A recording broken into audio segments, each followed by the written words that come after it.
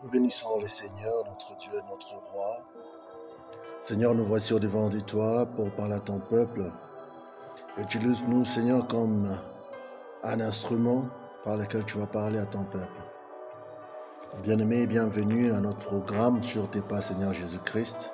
Avec vous, votre serviteur Claude Gilbert Kamba. Et bienvenue une fois de plus. Aujourd'hui, nous allons parler de la gloire de Dieu et servir Dieu. Bien-aimé, en Isaïe 42, 8, l'Éternel dit, je suis l'Éternel, c'est là mon nom. Et je ne donnerai pas ma gloire à un autre, ni mon honneur aux idoles. Amen. Il ne partage pas sa gloire avec un autre Dieu. Entendons bien ces choses, bien-aimés. Vous savez, nous tous, nous servons le Seigneur. Nous voulons faire la volonté de Dieu. C'est bien, mais il faut faire beaucoup attention. Qui est Dieu pour nous? Il est l'Éternel. Qui est Dieu pour nous? Il est le Père, le Créateur. C'est lui qui est au centre de toutes choses dans notre vie. J'aimerais bien que nous réfléchissions sur ceci, bien-aimés. Regardez comment nous servons l'Éternel. Serviteurs de Dieu vivant, des fois nous nous écartons de sa parole. Nous sommes là en train de glorifier Dieu. Et des fois, nous faisons disparaître sa gloire, afin que notre gloire apparaisse. Attention avec ces dieux que nous servons. Dieu ne partage pas sa gloire avec un autre Dieu. Il partage sa gloire avec nous. Quand nous les louons, nous l'adorons, il fait descendre sa gloire. Il partage cette gloire avec nous. Et ça remonte encore vers lui, comme le Christ l'a dit, je te remets ce que tu m'as donné, je te rends gloire. Bien-aimé, il faut bien comprendre ces choses. Que l'Esprit de Dieu nous aide à comprendre ces choses. Dans l'adoration et la louange, il y a un secret. Quand nous adorons Dieu, sa gloire descend. Elle remplit l'endroit, elle remplit nos cœurs et nos vies. Toute âme est touchée. Il y a des miracles qui se font. Et cette gloire revient à Dieu parce que toute cette manifestation, cette présence, quand elle est là, c'est pour que son nom soit glorifié. Ils ont été guéris, ils ont été visités. Et les gens ont dit, voilà, on a vu la main de Dieu descendre. Ils vont rendre gloire à Dieu.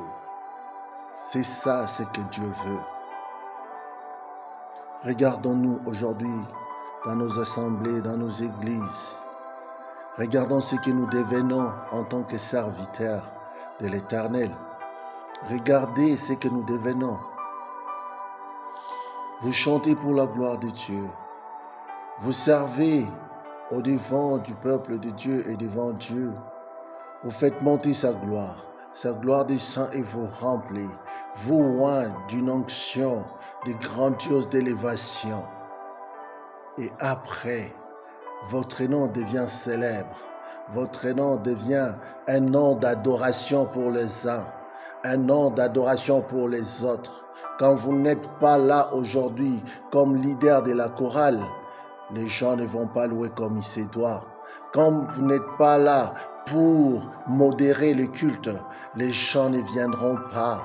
Quand vous n'êtes pas là pour prêcher, les gens vont s'absenter. Ils ont changé les noms de Dieu. Ils ont mis votre nom. Ils ont pris la gloire de Dieu et ils ont remplacé votre nom. Bien-aimés, nous devons faire attention à cela. Que nous dit la parole de Dieu en 1 Corinthiens 9, 25 jusqu'à 27.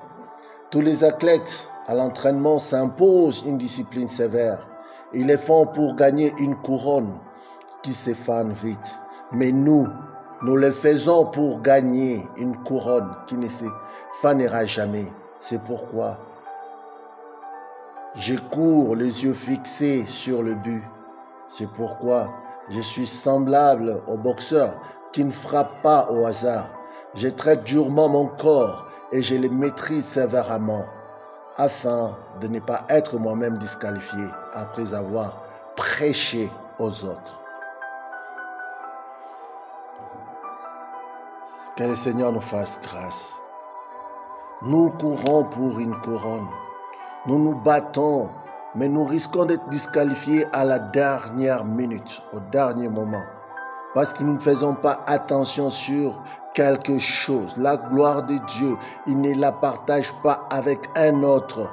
Quand vous en tant qu'instrument, vous faites quelque chose et que la gloire de Dieu est manifeste, ce n'est pas votre gloire, c'est la gloire de Dieu. Vous ne pouvez pas prendre ce nom et être élevé à cette instance de Dieu, que les gens commencent à vous considérer comme un Dieu. Faites attention, serviteurs de Dieu. Faites attention. Il ne partage pas sa gloire avec un autre Dieu. Il partage sa gloire avec nous, ses enfants, afin que cela lui revienne encore. Nous avons des églises, des assemblées, des renommées. Et nous avons vu ce qui se passe.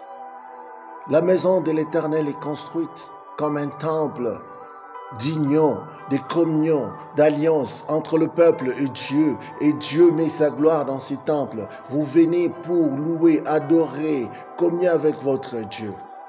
Mais fort malheureusement, beaucoup de serviteurs aujourd'hui s'approprient de ces temples. Il devient leur temple, le temple de Dieu. Hey, faisons attention.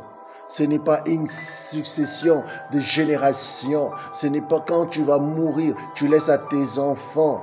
Non, ce n'est pas l'héritage que tu laisses à tes enfants. C'est la maison de l'alliance de Dieu. Dieu a demandé à David de construire le temple. Mais c'est Salomon qui l'a terminé. Il choisit à son temps qui il veut pour le servir et construire son temple. C'est le temple de Dieu. Ce n'est pas le temple d'un individu. La gloire de Dieu. Il faut vraiment faire attention avec la gloire de Dieu. La science, la théologie, oui, c'est bien, mais attention à l'authenticité de la parole. Que Dieu nous aide, serviteurs et servantes de Dieu. L'Église de Dieu ne vous appartient pas. Vous êtes un ministre, vous êtes dans un ministère. Vous travaillez. Demain, vous allez passer, vous laisser aux autres. Vous ne pouvez pas monopoliser l'altar, l'autel de Dieu. Non, il vous voit servir pendant un temps. S'il vous fait passer, il amènera un autre servir sur cet autel. C'est son autel pour sa gloire. Faisons beaucoup attention. Ne cherchons pas notre gloire. Cherchons la gloire de Dieu.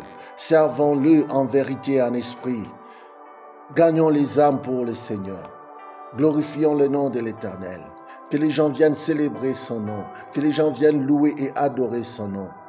Enfin, que la gloire lui revienne à lui, lui seul, le Dieu vivant, l'Éternel des armées.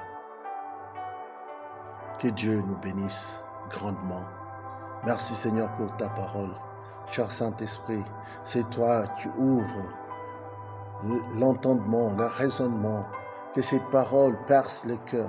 Que cette parole ramène les gens à l'ordre et à la discipline de ta parole. Au nom de Jésus-Christ. Amen. Shalom et à la prochaine. Vous pouvez nous suivre sur YouTube, sur notre canal. Merci beaucoup. Que Dieu vous bénisse grandement. Au revoir.